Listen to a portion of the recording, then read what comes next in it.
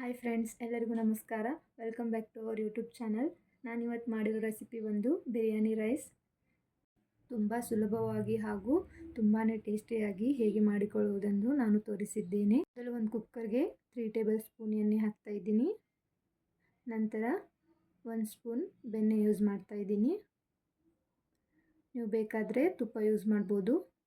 ಹಾಗೂ ಮಸಾಲೆ ಪದಾರ್ಥ ಚಕ್ಕೆ, ಲವಂಗ, ಏಲಕ್ಕಿ ಹಾಗೂ ಪಲಾವ್ ಎಲೆ, ನಂತರ ಸ್ವಲ್ಪ ಕರಿಬೇವು, ಜೀರಿಗೆ, ನಂತರ ಈರುಳ್ಳಿ ಹಾಕಿ ಚೆನ್ನಾಗಿ ಬೇಯಿಸ್ಕೊಳ್ಳಬೇಕು.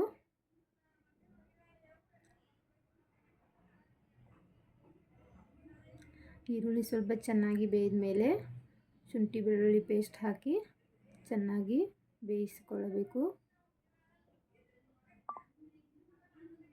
ನಂತರ ಒಂದು 4 ಮೆಣಸಿನಕಾಯಿ,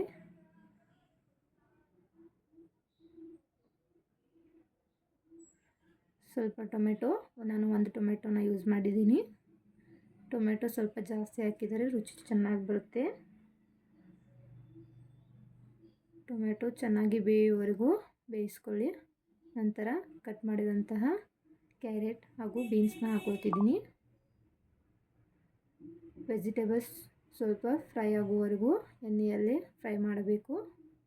ನಂತರ ಆಲೂ ಹಾಕಿಕೊಂಡು ಚೆನ್ನಾಗಿ ಫ್ರೈ ಮಾಡಿ 1 ಬಟ್ಲಿನಷ್ಟು ಕೊತ್ತಂಬರಿನ ಹಾಕಿ ಚೆನ್ನಾಗಿ ಕಲಿಸ್ತಾ ಇದ್ದೀನಿ.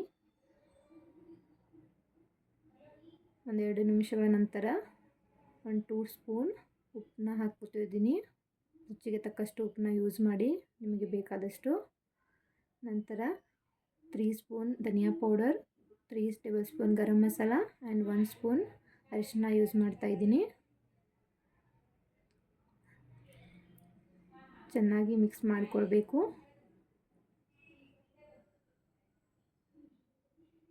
ನಂತರ ನಾನು 3 ಟೇಬಲ್ ಸ್ಪೂನ್ ರೆಡ್ ಚಿಲ್ಲಿ ಪೌಡರ್ನ ಹಾಕ್ಕೊಳ್ತಾ ಇದ್ದೀನಿ.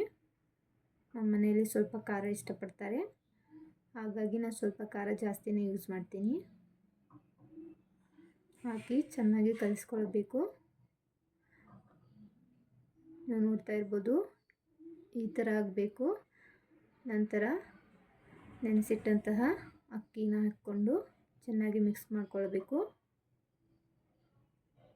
ಚೆನ್ನಾಗಿ ಮಿಕ್ಸ್ ಮಾಡಿಕೊಂಡು ನಾನು 3 ಗ್ಲಾಸ್ ಅಕ್ಕಿನ ಯೂಸ್ ಮಾಡ್ತಾ ಇದ್ದೀನಿ ರೈಸ್ ಮಾಡ್ಕೊಳ್ಳಿಕ್ಕೆ. 3 ಗ್ಲಾಸ್ ಅಕ್ಕಿಗೆ 6 ಗ್ಲಾಸ್ ನೀರನ್ನ ಹಾಕ್ತಾ ಇದ್ದೀನಿ. ನೀವು ಎಷ್ಟು ಅಕ್ಕಿ ತೊಗೋತೀರಲ್ವ ಅದರ ಡಬಲ್ನ ನೀರು ಯೂಸ್ ಮಾಡಿ.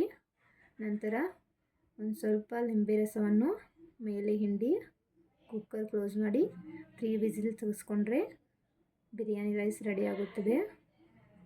ತುಂಬಾ ಟೇಸ್ಟಿಯಾಗಿ ಬರುತ್ತದೆ. ನೀವು ಒಂದ್ಸಲ ಟ್ರೈ ಮಾಡಿ ನೋಡಿ. ಈ ವಿಡಿಯೋ ನಿಮಗೆ ಇಷ್ಟವಾದಲ್ಲಿ ಪ್ಲೀಸ್ ಒಂದು ಲೈಕ್ ಮಾಡಿ ಹಾಗೂ ನಮ್ಮ ಚಾನಲ್ನ ಸಬ್ಸ್ಕ್ರೈಬ್ ಮಾಡಿ. Thank you.